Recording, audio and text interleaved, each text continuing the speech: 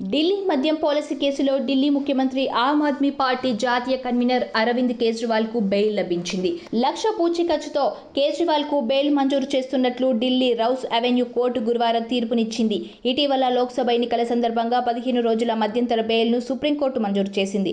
అయితే regular bail కోసం కింది కోర్టుకు వెళ్లాలని సూచించింది.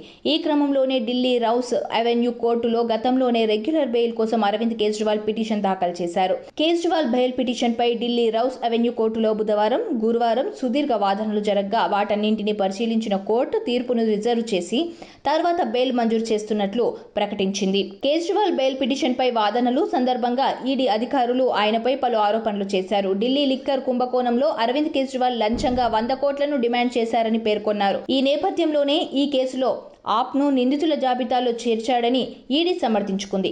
ఇదిలా ఉంటే ఢిల్లీ లిక్కర్ స్కామ్ కి సంబంధించి సిబిఐ కేసులో బీఆర్ఎస్ ఎమ్మెల్సీ కవిత జ్యుడిషియల్ కస్టడీ నేటితో ముగియనుంది.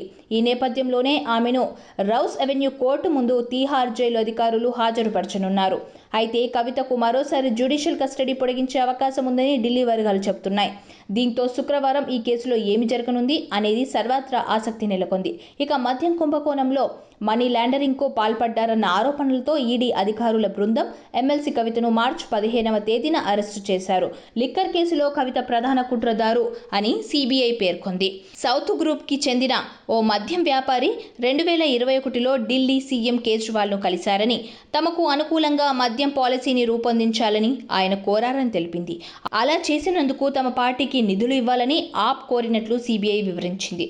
ఇదంతా కవిత డైరెక్షన్లోనే నడిచినట్లు వెల్లడించింది. ఇలా మరెన్నో షాకింగ్ విషయాలు వెలుగులోకి వచ్చాయి. ఇప్పుడు కవిత కస్టడీ ముగియనున్న తరుణంలో ఇలాంటి పరిణామాలు చోటు చేసుకుంటాయన్నది ఉత్కంఠంగా మారింది.